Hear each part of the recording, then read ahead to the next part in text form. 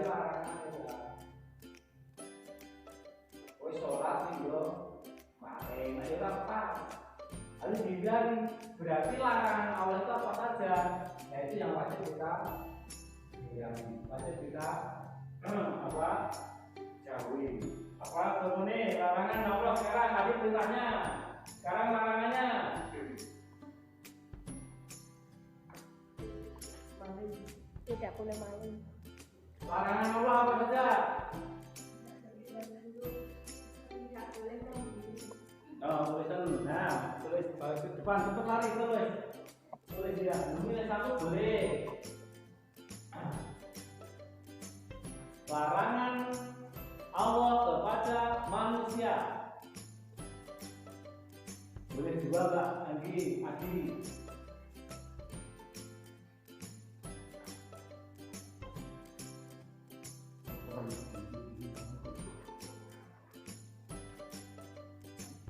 Tidak boleh membuli, itu sesuai dengan topik yang kita bahas. Terus yang kedua, Mbak Andi, larangan Allah apa saja? Itu Mbak Edi tidak boleh membuli teman. Oke.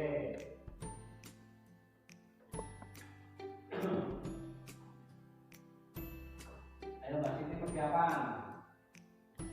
Jangan mikir.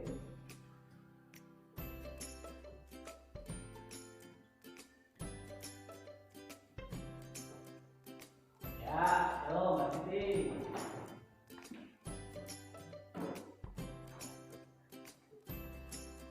Yang ketiga.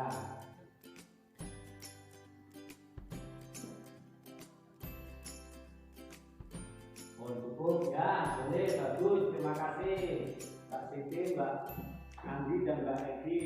Sebagai contoh bahwa kita itu dikatakan takwa apabila kita bisa melaksanakan perintahnya dan menjauhi larangannya. Tidak boleh satu tok, ya, tidak boleh berperintah tok, tapi larangannya tidak dijauhi, harus komplit ya. Mau melaksanakan perintahnya juga mau menjauhi larangannya. Itu yang menarik ya dari Mbak Edi, tidak boleh membuli teman. Membuli itu apa Mas Pakai? Bully itu apa bully? Menurut bahasamu yang tahu apa? Membuli, mengejek. Mbak Fatma, membuli itu apa? Mbak Fatma, membuli itu apa? Mengancam, penanya. Jadi Mbak Vita, membuli itu apa? Nak manut sepertimu apa tuh? Mas Firman,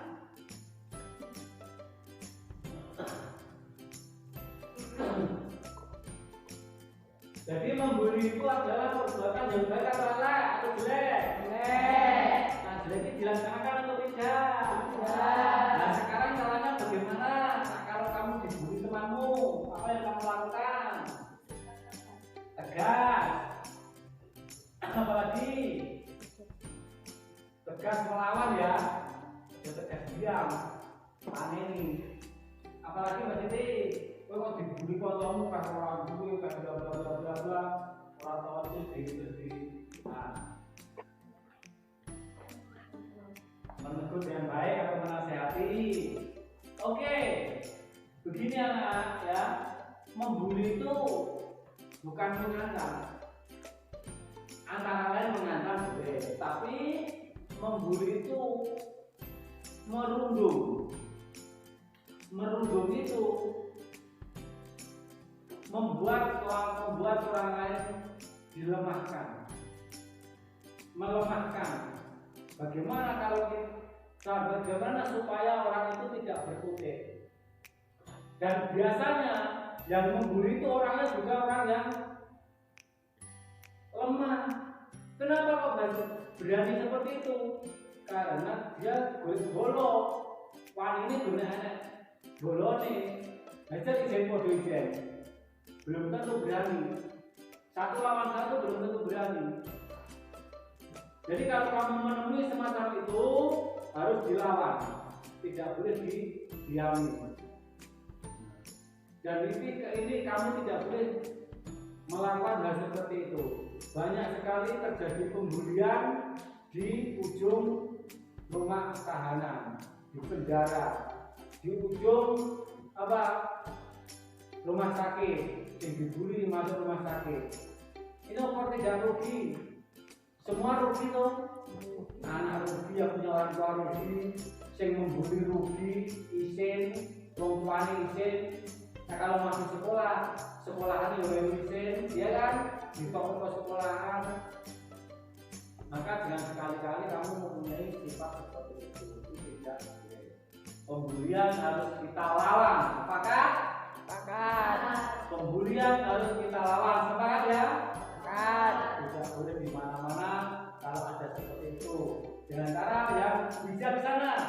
Jadi monitor apa? Komen yang kamu dengar, kamu tahu, harus kamu mencegahnya. Dan yang ketiga, kita akan langsung praktek ke lapangan, akan melihat situasi di lingkungan sekitar kita, mulai dari kearifan lokal yang ada di desa kita dan di kaitannya dengan proyek P5, begitu ya. Mari kita boleh berganti pakaian, ganti kaos, kita sambil berjalan menuju ke Home Industry. Selamat berjumpa lagi.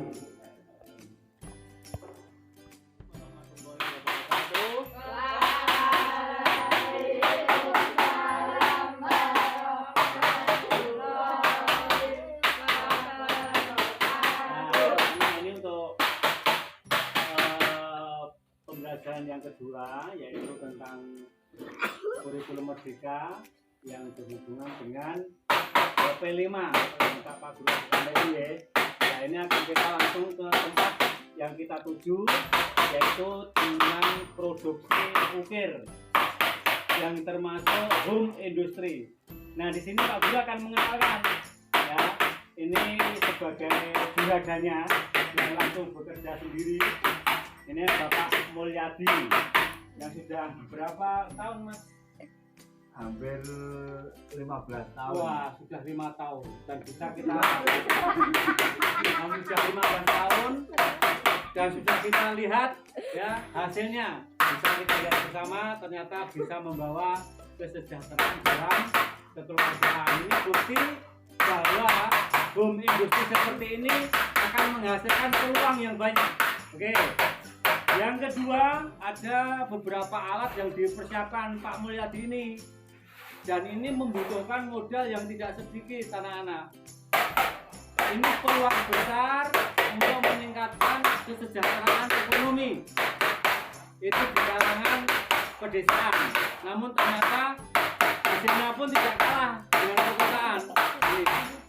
Ini alat-alat atau bahan yang dibutuhkan. Pertama, Pak Mulyadi itu harus menyediakan lokasi yang lebar seperti ini. Coba bisa diputar. Nah, menyiapkan lebar seperti ini baru tempat saja, belum sarana dan prasarananya. Mulai dari alat seperti ini ya. Ini namanya tatah ya Pak ya. Ini tatah itu macam-macam, tidak hanya satu jenis saja. Ada yang ada hampir 50-an model ya. Ya, 50-an. 50 model tatah itu namanya. Nah, ini juga bahan biasanya Pak Mulyadi itu membuat sendiri. Itu istimewanya alat yang digunakan itu bisa membuat sendiri. Tapi kalau masih yang awal-awal biasanya membeli. Namun ini sekian banyaknya ini juga hasil prakarya dan karya Bapak Mulyadi sendiri. Dan Pak Mulyadi ini dalam bekerja juga dibantu beberapa karyawan. Kurang lebih ada berapa Pak Mulyadi? 3. Ada 3 yang tetap. Tapi kadang ada yang mocok, mungkin tambah 2 atau 3 yang numpang di sini. Oke? Dan 3 karyawan itu semuanya sudah profesional karena di bawah bimbingan Pak Mulyadi juga. Dan konon Pak Mulyadi itu dulu juga tidak instan anak-anak, ya sekolah dulu berapa tahun Pak Mulyadi? Pak di Demang itu hampir 7 tahun. Oh, 7 tahun sekolah agar bisa membuat sendiri seperti ini. Ternyata hasilnya sudah kita lihat. Itu tadi alat yang pertama yaitu tata. Sekarang ini ada pemukul. Nah, ini beratnya sekitar setengah kiloan ini. Jadi lebih, hampir 1 kiloan. Ini alat yang digunakan untuk menata itu. Dan selanjutnya ada pun bahan yang digunakan yaitu seperti ini, bisa dicok. Nah, ini hasilnya yang sementara ini belum jadi tapi sudah bisa kita lihat. Hasilnya ini adalah kaligrafi tulisan Allah dan ornamennya. Ini ornamen yang kalau di tempatnya Pak Mulyadi itu ornamen